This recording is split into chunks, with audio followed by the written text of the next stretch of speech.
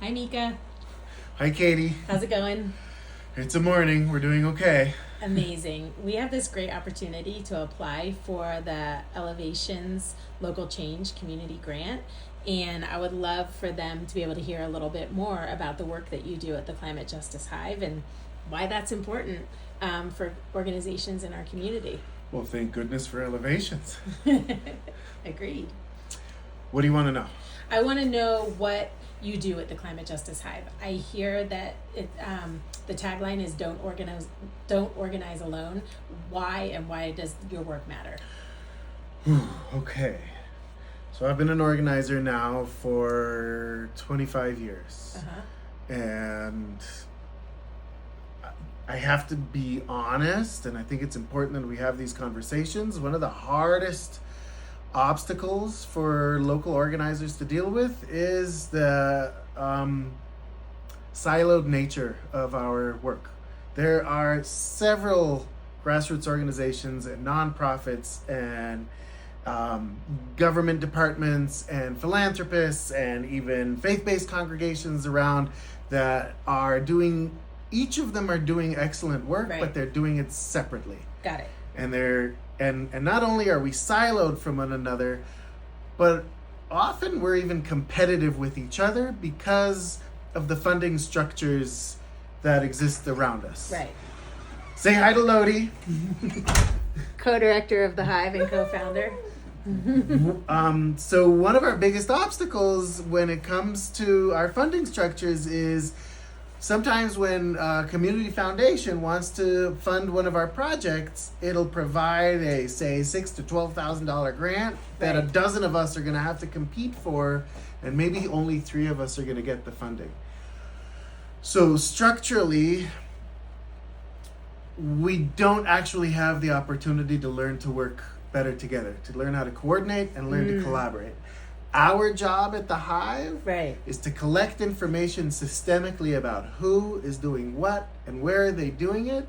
Our job is to help folks learn to coordinate better and to collaborate, transcending those obstacles, Right. so that we have longer term collaborative goals together. Excellent. So some of the investment that the Local Change Foundation has already put into work, like in the arenas of housing and homelessness, could be leveraged because of the work that the Hive is doing to help collaborate and coordinate the various efforts on that. So that issue. we're not just putting out fires. Right. Which is what happens often. If there's a grant for only 3 months, we'll figure out what to do with that grant. But otherwise, we're saying long term, within 3 years, these are the big changes we'd like to see in our community. Excellent. So the Local Change Foundation is really focused on the issues of affordable housing and housing insecurity, as well as mental health. I know you've been working with at least one group already in the affordable housing / homelessness / housing insecurity arena. Can you tell me about that group and what you've done with them so So far? I've got to work with an awesome community leader named Libby Ogletree, and she works at an organization called Feet Forward. Right. And I think everybody needs to know about Feet Forward and the work they do, because they're essentially the people that know frontline who's doing what and where. And the fun piece about working with Libby is she understands her organizing arena better than most people I've met. And so we just go through some simple WH questions Right. to help understand the bigger picture of what she's facing. So when we talk about housing or homelessness, we also need to understand when we're asking what you're working on, that it's not just homelessness, that everything intersects and overlaps with other issues. Homelessness, for example, has everything to do clearly with financial systems. It has to do with mental health. We're going to have conversations about drug abuse, about food security, about transportation, and a myriad of other things. But what we're going to start doing with our dashboard is focus on homelessness, and we ask what you're working on, and this is our focus. Got it. Then we ask who you're working with, and we make a long list, and we focus sector by sector. Who's the frontline grassroots organizers? Who are the smaller and the larger nonprofit organizations that provide services? Who are the academic institutions that are around us that are already researching this and have data around it that can be made more available to everybody? Who are the faith-based congregations and churches around us that have food pantries, that have housing committees and homelessness programs? who are the local government services and departments that are already involved, the businesses that might be involved, philanthropy that we know are in the area, so that we all can have a larger conversation and that we're not having island conversations from one another. We're not siloed. And we put that all into a big radar, what we call an equity radar, a justice radar, and we find out who's on the front line, and we put them in the center because honestly, they know better than any of us what's most urgent and what's most important. And the solidarity support, the kind of second line around them, the infrastructure that exists, the big nonprofits, the churches, and the government departments and services that exist. And so we're all on the same radar, and that's essentially keeping track of the bigger picture.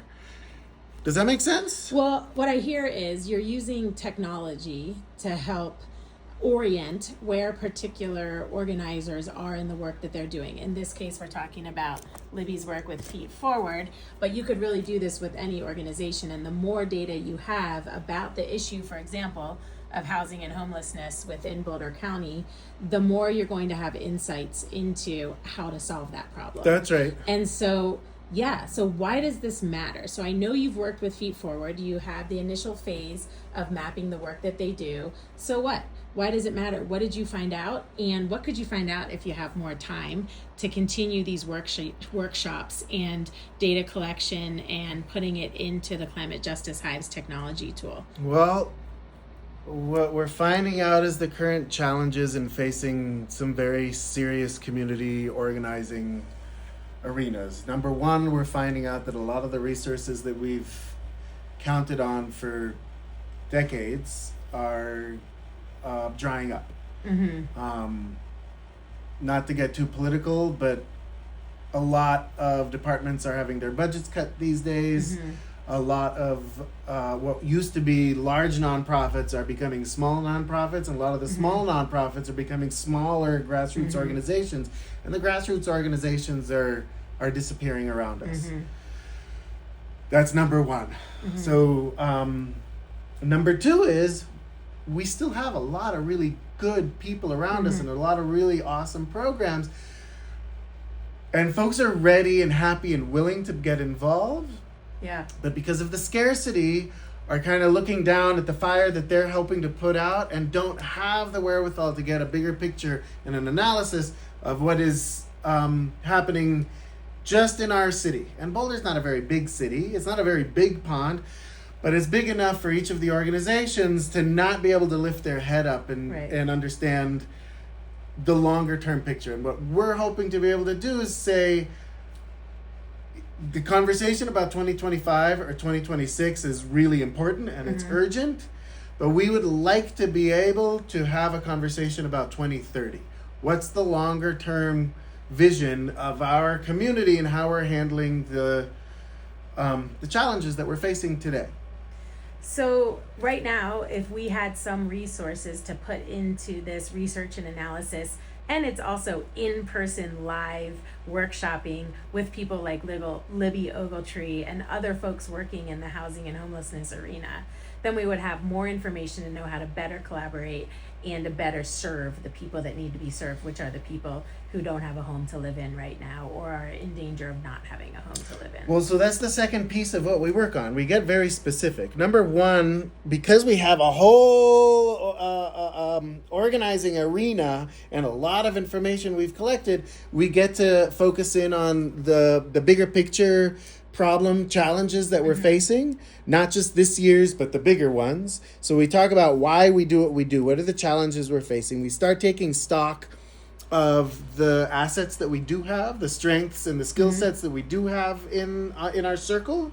And we map out where folks are active, so where services are being provided and where there are gaps, what neighborhoods don't receive those services. And we also get to talk about what are some of our guiding principles that we share together, what brings us to work together in the table. We get to talk about what are our annual cycles, what are the legislative sessions, what are the fundraising cycles, so that we can learn to do those together. And we set longer term goals, 2032, and benchmarks and goalposts that we can collectively aim towards, so that we're not just talking about our own small organization. So what Libby Ogletree gets to do is she gets to sit in a position where she can say, these are some of the urgent issues and these are some of the longer term visions of solutions, and share that across the board so that we're better aligned and we're using the resources that we do have in more effective ways. And by the way, the Climate Justice Hive compensates Libby for her time to be able to do this work with us. Because the level of expertise that frontline grassroots organizers bring to the table is unparalleled, and we're really lucky to be able to work with that caliber of organizer. Yeah, so part of what we're doing by applying to the Local Change Foundation grant right now is to invite them to be part of this work with us, and hopeful if they're able to provide some resources for us to continue this conversation with Libby, we'd also hopefully be able to continue the conversation with some of their other grantees in this arena, and we're gonna be able to better collaborate and expedite solutions and a better world for folks in our community. I think what we're doing is inviting the bank into what folks have been asking for a long time. The folks talk about a systems change approach, but we're not quite clear on what that looks like.